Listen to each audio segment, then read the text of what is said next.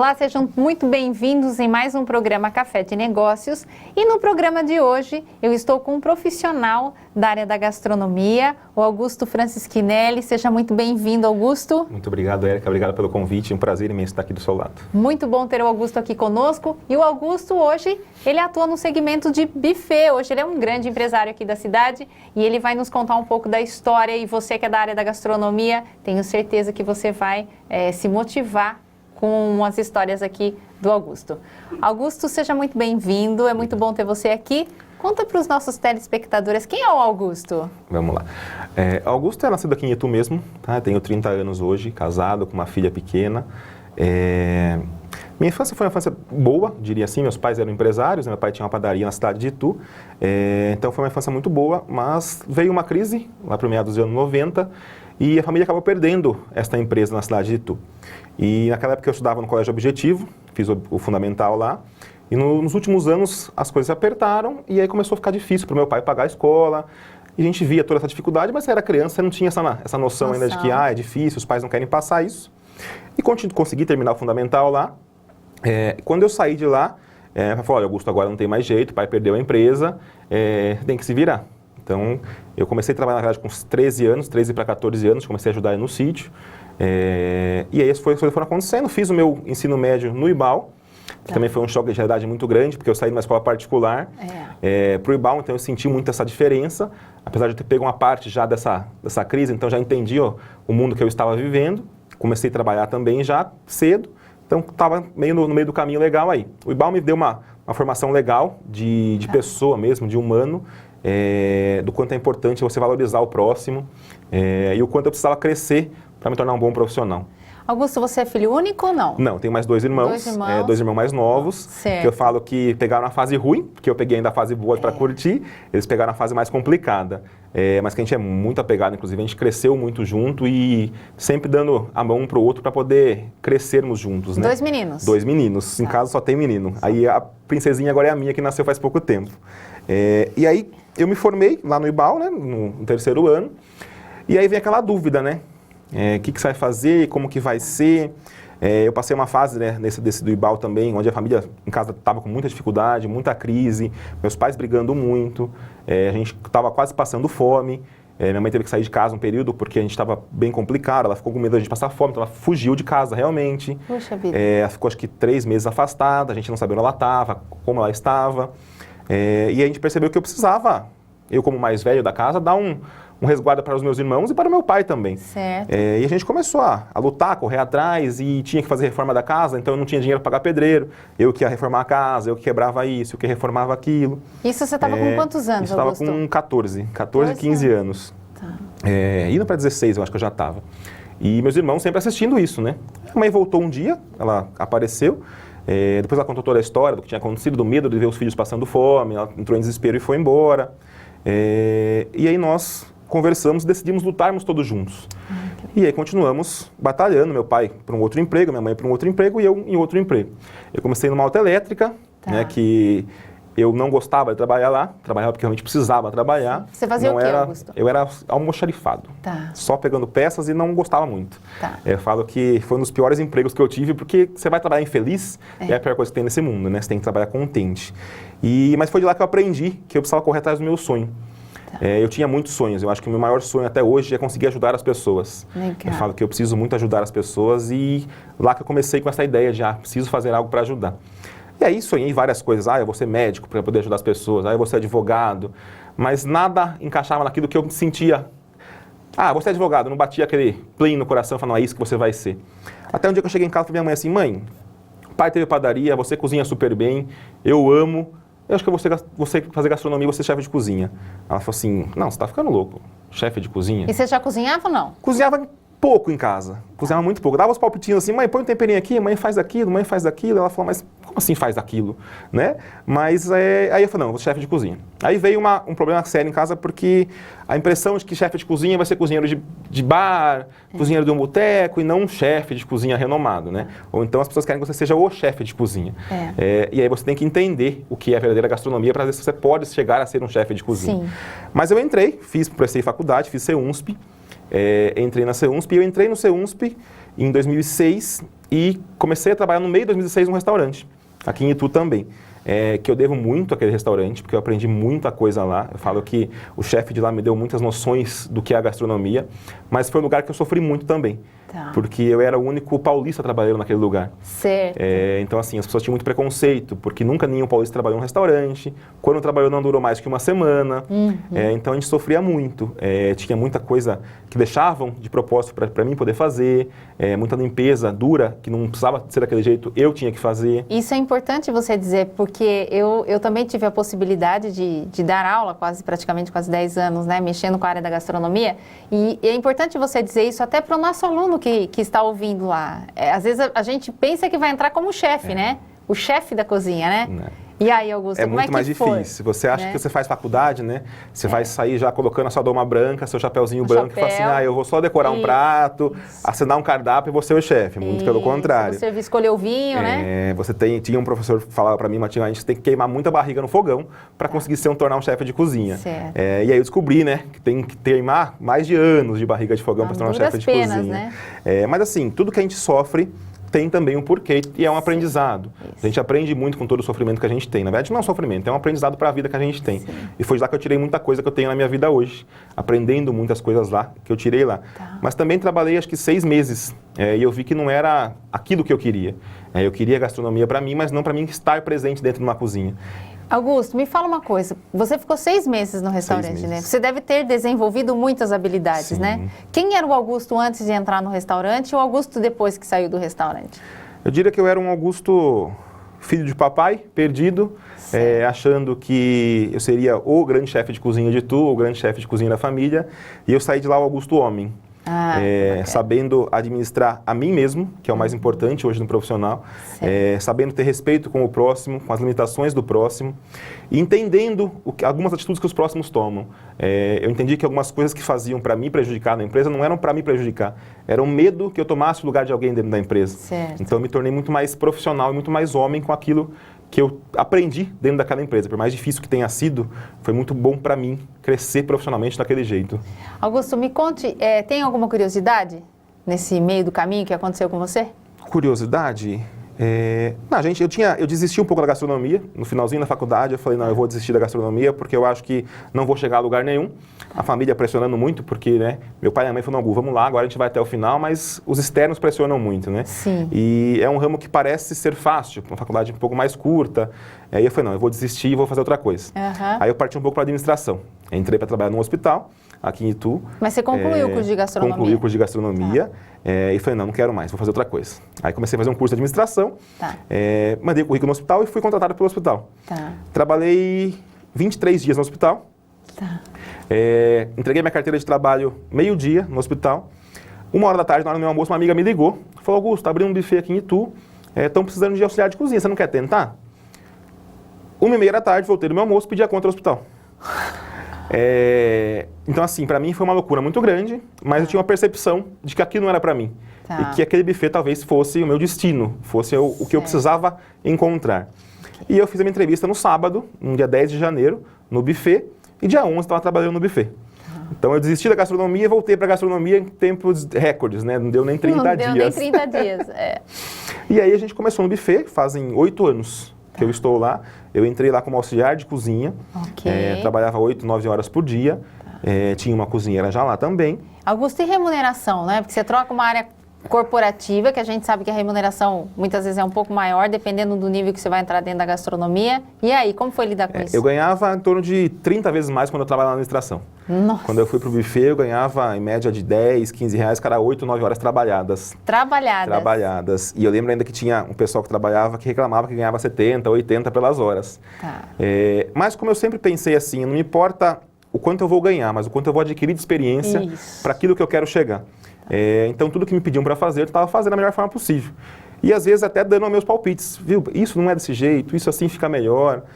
Porque como eu tive uma formação, né, na faculdade, então eu consegui perceber algumas coisas erradas no buffet. E eu fui dando alguns toques para quem estava lá de cozinheira. E ela não foi gostando muito. Tem aquela coisa, né? Tá chegando agora, quer pegar o meu lugar, por que tá fazendo isso? E a gente foi desenvolvendo junto até um dia que teve uma oportunidade muito bacana. Que surgiu um almoço para a gente realizar no buffet. E eu estava na minha casa. Eu era freelancer naquela época, não trabalhava registrado.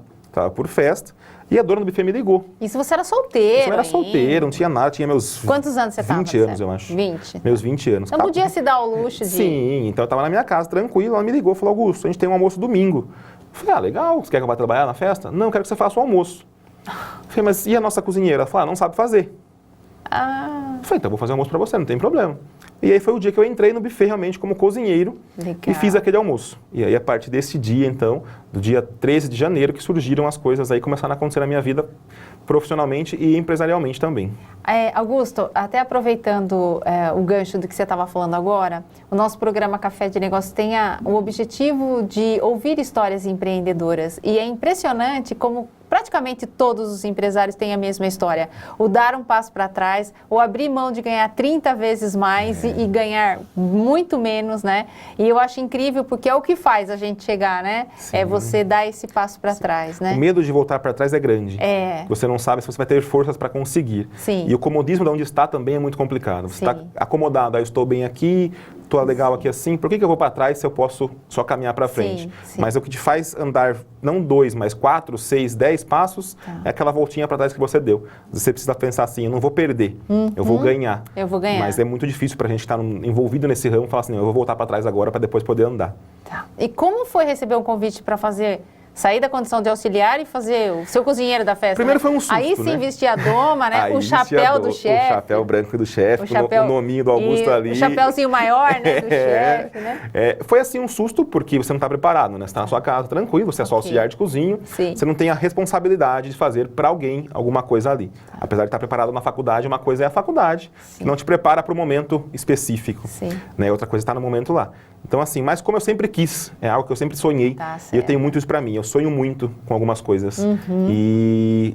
graças a Deus, sempre que eu sonho, algumas coisas acontecem mais rápido, outras mais devagar. É porque elas se conectam.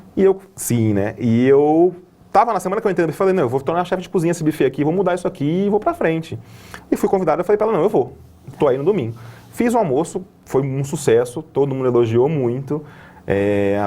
Não me conte, não vamos conte. Guardar. Eu quero que você guarda todo esse segredo aí, porque a gente vai voltar no próximo bloco, porque eu estou aqui curiosíssima para saber como foi esse seu almoço e essa virada de chave, né, que foi a grande porta que abriu. E é importante dizer também, né, Augusto, que é melhor você estar preparado e não ter oportunidade do que ter a oportunidade e não estar preparado. Então, o pagar o preço, muitas vezes, né, lá no restaurante, os 6 meses, foi extremamente importante para você. Você que está em casa, fica me aguardando que a gente vai ouvir o que mais o Augusto tem para me falar.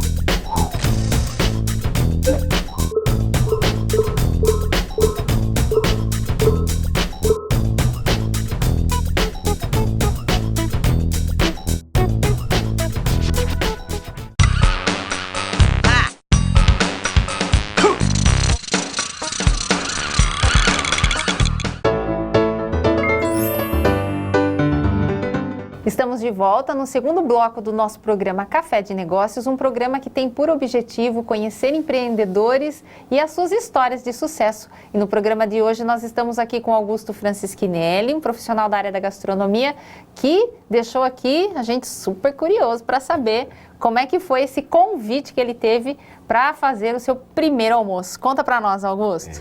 Foi bem legal. Depois que eu recebi o convite, que eu estava na minha casa, recebi o convite, eu fui até o buffet nesse dia de festa. 150 pessoas? 150 pessoas. E comecei todo o preparativo do almoço. A gente tinha a cozinheira lá ainda, né? Então a proprietária do buffet chegou e falou, olha, hoje o Augusto cozinha, você só acompanha. E aconteceu uma coisa muito engraçada, porque eu estava cozinhando, era um parmegiana e um molho de madeira com lagarto. Eu estava cozinhando a parmegiana e eu senti um cheiro um tanto quanto estranho. E eu cheguei até o fogão e eu vi que tinha aumentado o fogão. Porque meu molho tinha queimado. Puxa vida. E fazia isso 1 hora para a festa. E eu gosto de preparar um molho com tomate, realmente, um molho bem caseiro. Eu fiquei um pouco bravo, né? Falei, poxa, peraí, você não ia fazer, agora eu estou fazendo e você vai queimar o molho que eu estou fazendo? Mas aí até tem que correr atrás para fazer outro molho. Perdemos todo aquele molho, tinha acho que 30 litros de molho, perdemos todo o molho, fui atrás para fazer. E o almoço era acho que às 3 da tarde, isso era meio-dia. Nossa. Então assim, foi uma correria e o molho ficou pronto 2h30. Então assim, foi um desespero grande, que toda a cozinha praticamente já existe esse desespero nessa correria. Mas no fim deu tudo certo, o pessoal elogiou bastante, pediram para me chamar para ver quem era o cozinheiro. Eu fui até a festa, me elogiaram muito, o molho ficou uma delícia. E eu, como profissional, estava muito bravo, né? Porque não era o molho que eu queria, do tempo que eu queria, curtindo como eu queria. Tá. Mas no fim, graças a Deus, e a experiência que você também adquire um pouquinho, você conseguiu dar esse meio de campo aí para tudo sair certo. Mas foi bem complicado essa história. E a partir daí as portas se abriram? A partir daí começou a se abrir as portas. Eu trabalhei acho que mais 2 meses como auxiliar de cozinha, até então que o sócio da proprietária chegou para mim e falou, olha, Augusto, a gente está mandando a cozinheira embora, eu quero que você se torne cozinheiro. Eu falei, legal, me torno, sem problema nenhum, é um prazer. Eu entrei aqui sabendo que eu queria virar cozinheiro, então eu vou virar cozinheiro agora. Então foi o primeiro sonho que eu realizei dentro do buffet. E aí eu fiquei mais 6 meses como chefe de cozinha, e aí os sócios se separaram. Teve uma problema lá na separação dos sócios, e ela me chamou, a proprietária que ficou com o buffet, falou, olha, Augusto, eu preciso de alguém para administrar o buffet, junto comigo, como gerente. Eu falei para ela, eu não estou preparado, não consigo, não foi para isso que eu me preparei. Ela falou, então tá bom, então pensa aí, depois a gente conversa. Só que eu já fazia muitas coisas no buffet, como gerente de buffet. Fazia escalas, tomava conta dos garçons, da recreação, da cozinha. E esse buffet era buffet festa infantil? Era um buffet infantil. Tá. É um buffet infantil que tem ali no Novo Itu. Certo. O Bagulec Buffet. E já tinha... Eu entrei, na verdade, na primeira festa do buffet. Tá, então eu comecei com o buffet desde o início. Certo. Eu não fiz a festa de inauguração do buffet, o restante eu fiz todas. Isso há quanto tempo? Isso fazem 8 anos. 8 anos, tá. 8 anos. E aí, a partir do 6º mês, que eu era chefe de cozinha, eu fazia várias coisas já. Tá. Ela me chamou depois de uns 3 meses de novo e falou, Augusto, você vai ser meu gerente do buffet. Eu falei, mas será que eu estou preparado para isso? Ela falou assim, você já demonstrou que está pronto para isso e não tem outra pessoa, é você que merece. Legal. Eu falei, bom, esse foi um sonho que eu não tive ainda, mas eu vou encarar ele porque eu quero ser algo melhor. Eu falei, eu ainda quero ser dono do buffet. Legal. Ela me perguntou um dia, qual é o seu sonho? Eu falei, ser dono do buffet. Ela falou, bacana, por que não? E aí eu comecei como gerente, então eu comecei a tomar conta dos garçons, recreação, administrar toda a parte de vendas, e a financeira sempre ficou para ela, que era dona do buffet. E a cozinha? E a cozinha eu ficava só por fora, agora só administrando. Que é um grande problema que eu sempre comento, que pra gente que fica pra fora é difícil, porque nunca tá do seu agrado. Tá certo. Você sempre quer do seu modo, e não como as pessoas podem fazer pra você. Certo. Mas é uma área que já domina um pouco melhor, então fica mais fácil de controlá-las, né? A dificuldade maior foi, na verdade, com as pessoas. Essa relação pessoal é difícil, cada um tem o seu jeito, o seu modo de pensar, de agir. Então foi a grande dificuldade que eu tive e que eu falo que até hoje eu ainda cresço e aprendo muito. Augusto, a gente sabe que existem algumas áreas, né, de profissionais que elas têm um pouco mais de vaidade. Sim. E eu vejo muito isso dentro da área da gastronomia, até pela minha experiência enquanto gerente de hotel, trabalhei anos ministrando aulas na gastronomia. Como você, um jovem, né? Porque eu via isso que acontecia, né? Chega um jovem, né?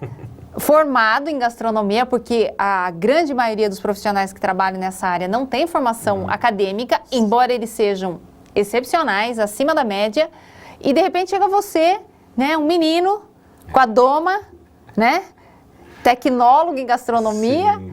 Como você administrou isso, já que considerando que a parte do relacionamento humano é complicado? Porque você já teve ali na sua primeira experiência alguém para te prejudicar, né? Eu vou queimar o molho para tirar ele daqui, né? É bem complicado porque assim... Você é um cara paciente? Eu também não era muito paciente. Tá. Eu era bem impaciente, eu era muito... é tão fácil de fazer como você não consegue. Como você não consegue enxergar isso, que é tão fácil de fazer. E eu saí da faculdade, aquilo que todo aluno sai, né? Querendo mostrar serviço. Certo. Querendo mostrar que você tem capacidade para estar onde está ou para ser formado no que você é formado. Então, quando eu cheguei, esse primeiro impacto de achar que também ia ser um chefe de cozinha com a doma branca e um chapéu na cabeça, foi quebrado ao meio. Então, você tem uma frustração muito grande também nesse sentido. E pegar pessoas experientes na cozinha te ajudam, mas também te prejudicam. Certo. Porque os cozinheiros são ótimos, são cozinheiros de casa antigos, de 20, 30 anos cozinhando, mas não tem uma bagagem de faculdade. Acadêmica. Mas talvez tenha uma bagagem muito maior, profissional, do que você tem. Acadêmica, não tenha dúvida. E como eu sempre fui muito impaciente, também sempre fui um pouco estressado, digamos assim, não tinha muita paciência para conversar, para querer ensinar, para querer aprender algumas coisas. Eu sempre fui muito de observar. Eu falo que eu aprendo mais observando do que talvez lendo um livro gigante. Então foi um impacto muito grande quando eu cheguei na cozinha, formado em gastronomia, mas sem a experiência que esses cozinheiros tinham. Então para mim eu tive que aprender a lidar comigo mesmo, com a minha frustração de, peraí, você é formado, mas você não entende nada ainda. Certo. E ao mesmo tempo o outro, eu sou um cozinheiro gigante, mas uma técnica que ele traz para mim de formação acadêmica vai me ajudar muito no que eu tenho aqui. Porque capacitação é diferente de preparo, Com né? certeza. Faculdade capacita, mas os 6 meses que você passou foi o que te preparou. Muito mais. Eu digo que os 6 meses me prepararam muito mais porque eu sou hoje do que a faculdade me fez. É lógico que a faculdade me ajudou imensamente em algumas decisões, mas a experiência que eu tive 6 meses trabalhando no restaurante me ajudou muito mais do que a minha formação acadêmica de 2 anos de faculdade. Certo. E aí foi fácil lidar com essa galera toda? Fácil, infelizmente, não é, né? Mas o mais difícil é lidar com a gente mesmo. Porque você que está no cargo hoje, no caso eu estou no cargo de gerente, proprietário hoje do buffet com a minha esposa, que é minha sócia agora. Então, assim, você tem que lidar com todo mundo. Com a esposa em casa, com a sócia no buffet, mas com os seus colaboradores também. Então quer dizer que o sonho se realizou? O sonho se realizou. Depois de 2 anos, eu acho, como gerente, a gente teve um relacionamento.